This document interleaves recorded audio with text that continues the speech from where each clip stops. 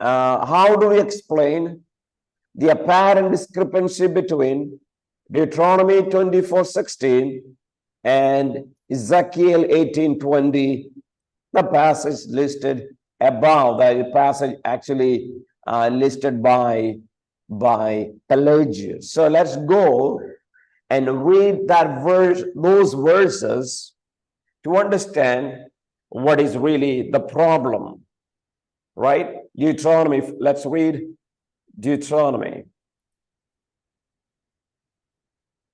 chapter 24.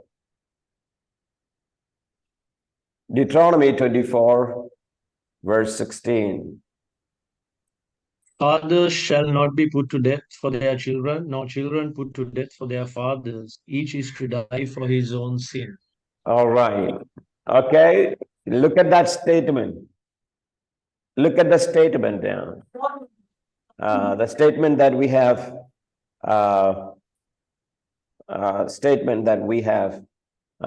been discussed just a minute before. Here, this is just opposite to what we have said. Now let's go to Ezekiel chapter 18. So Deuteronomy clearly says, fathers shall not put to death for their sons, and nor sons be put to death for their fathers. Everyone shall be put to death for his own sin. All right, so very clear. There is not much confusion. Now coming back to Ezekiel. Ezekiel 18, verse 20. The soul who sins is the one who will die. The son will not share the guilt of the father, nor will the father share the guilt of the son. The righteousness of the righteous man will be credited to him, and the wickedness of the wicked will be charged against him. All right, so you have two passages that clearly says that the son will not bear the punishment for father's iniquity. Two passages. Now, all the passages that we have read now above just says opposite, right? Either Exodus 25, Joshua 7, 1 Samuel 12, 1 Samuel 15, these are all talking about children bearing the consequences of father's sin. But these two passages clearly say opposite. So how do we explain it? Many suggest that Deuteronomy 24 and Ezekiel 18 deal only with culpability, that is, guilt and punishment. An innocent person may suffer the effects of another sin without partaking of punishment, right? So many people suggest that these two passages deal with the culpability. Children are not culpable of parents' sin, not the effects of parents' sin. Yes, they might bear the effects of parents' sin, but not the culpability. Their suffering is residual and perhaps societal, but not punitive. You know the word punitive, like punishment, right? It is not punitive. So this explanation is plausible for Deuteronomy 24 and Ezekiel 18, but it does not account for the language of guilt, right? And immediacy of imputation in Romans 5. Yes, at a face value, yes, it seems to be right that Deuteronomy 24 and Ezekiel 18 is dealing with the culpability. So children do not have the culpability of their parents' sin, but they have to bear the consequences of parents' sin. But the problem will not be ended there. The problem is in Romans 5. Clearly we see things just opposite, that yes, we human beings are guilty of Adam's sin. How do we see that? Robert Dabney, remember, he's a good writer. I really like him. I used to read many of his books, so he's a good person. Robert Dabney suggests that Deuteronomy 24 applies only to a son who truly disapproves of and reverses his father's practices. All right, it applies only to a son who disapproves father's sin. Then it will not be applied to him, or he's not responsible. If he disapproves father's sin, sons may die for their father's sin if they approve of his sin. So Dabney suggests, that those two passages that tells that children are not, not to be punished, right? Son will not bear the sin of father. He suggests that yes, if the children disapprove father's action, but if the children approves father's sin, then he is also culpable for that sin. That is what Dabney explains. Now, for instance, that under Mosaic economy, a man could share his neighbor's guilt if he failed to rebuke him. Yeah, even neighbor's wrongdoings and its guilt can come to him if he doesn't correct him. Since all humans affirm Adam's sin after him, yes, right? We know Romans 5:12, we read, all sinned in Adam, right? So we sin after Adam's sin. Deuteronomy 24 does not apply in this case, right? So thus, all Adam's posterity may share in his culpability. This may be true, however, we must also affirm that Adam's sin is shared immediately, even those who do not consciously approve of his sinful acts. So now, what Dabney says, he tried to say, yes, Deuteronomy, what do you read, and Ezekiel, what do you read, is about the children who disapproves father's sin, right? That is Dabney's explanation. But then he wants to say, he also says, all human affirm Adam's sin after him. He says, Deuteronomy 24 does not apply in this case, right? Because he also believed that we all share in his capability or in his culpability, right? So, so here is again a tension that is not able to solve very quickly. If we all are sinful or guilty of Adam's first sin of plucking that fruit and eating it, that the original sin, if we are guilty of that, still this way of explanation still doesn't make sense much, right? So some suggest that because God is above the law, he's not bound by it. For example, Greenhill, his commentary on Ezekiel, he says this way: the law ties not God. He has a prerogative about his own law given to us or given out to us.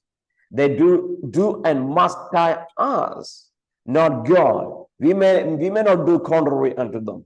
This is possible, for God surely possesses a greater judicial authority than his wise regents do. So some people think that, yeah, it is right that parents, children doesn't bear the guilt of parent sin, but that is natural way, but same time God is above the law, and God can impute the sin of Adam to everyone, it is okay because God is above the law. That is the argument. So, yes, maybe we are trying to explain, and probably the best solution is also proposed by Dabney and is echoed in William G.T. Shett's summary of the federal view. You have this theological book that I have given or sent to you, I guess, I believe, right? William G.T. Shett's systematic theology. And in his federal view, he summarized, argued is that during the Adamic administration, Adam's initial sin, that is, only his initial sin and its corresponding guilt extend to all his posterity. So William G.T. Shedd explains this way. This is such only Adam's sin, right?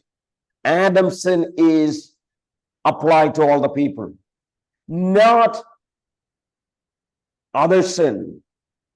Only Adam's sin is applied to all people. But that after his initial sin, he ceased to represent, and therefore all sins thereafter fall under a different administration, and that is governed by the texts such as Deuteronomy 24, verse 16, and Ezekiel 18:20. And barring the covenant overtones here, this seems to be the most acceptable solution. So how do we understand that? Yes, first of all, William G.T. Shedd says, number one,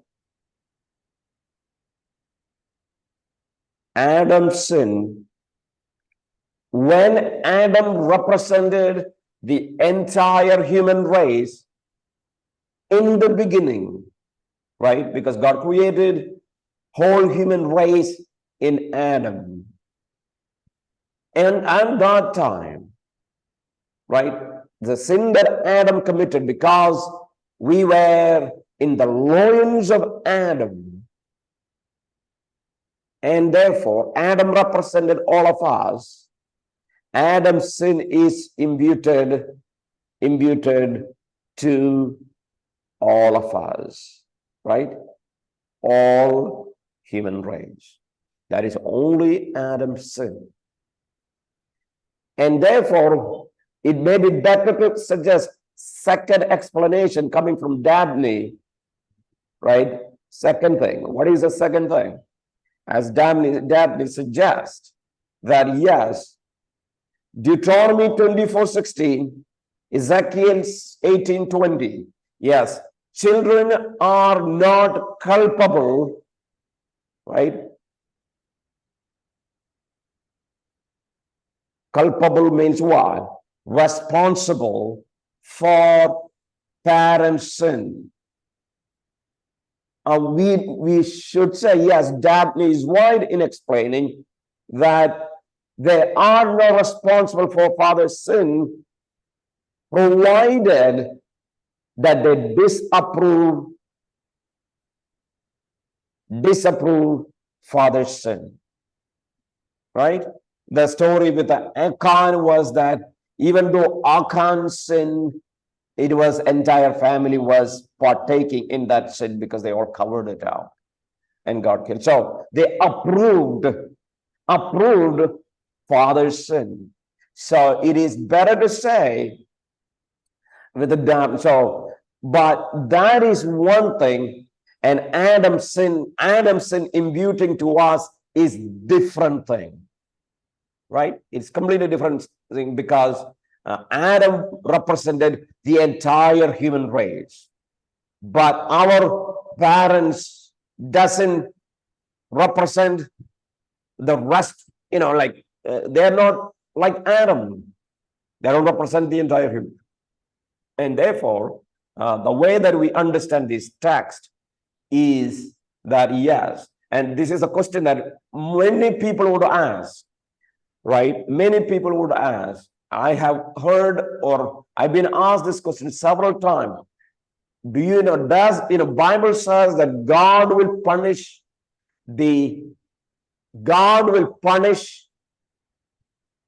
the generations for the sin of parents. This is, so how do you explain it? This is a question that many people would ask. And the answer to that is this. Yes, you need to understand the difference between culpability and consequences.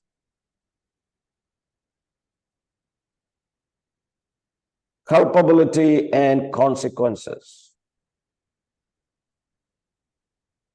For example, if my father is a drunkard and he wasted all my money, my parents made all his money. Yes, it is my father who is culpable for his sin. It is my father who is culpable for his sin. But the consequences is what? Because I am born in that family, I will have no financial advantages because I also bear the consequences. I also bear the consequences. Now, what theologians would explain is this, but I am also following my parents' sin. Like, I'm also a drunkard. I'm also destroying everything, right? And so, yes, that means that you are also responsible. You're also responsible. The question is, are you responsible for parents' sin? May not be, but you are responsible for that same sin of your parents. You're responsible for the same sin of your parents, and it can come. And what was happening with the Israelites is this. God told Israel, do not worship idols. And they worshipped idols. And God punishes them. And God says, I will visit your iniquities first, second, third, and fourth generations. The reason is that it's not easy. Like if parents are idol worshippers, it's not easy to come out of that sin of idol worship for the next generation. Not easy. They will also worship. If you are a watcher, of or observer of G20, you will see some heads of the stage follow. They are happily, they are proud of their parents' religion, right? They are very proud of their parents' religion, right? Because it's not that easy wherever you may live. It's not that easy, right? So yes, and so what happens? Generations will follow the same sin, and God will punish them all. But there is a person who disapproves parents' sin. Now he's not responsible. There is no responsibility for the sin, but still consequences can be still there for the children. All right. So that was a difficult text from Deuteronomy and Ezekiel, and reading, other verses that we read just now, right? So Bible includes many instances of individuals punished for the sins of their parents. And whereas Deuteronomy and Ezekiel says children are not, they don't bear the punishment for parents' children. So parents sin. So how do we explain? So that's what we have looked at.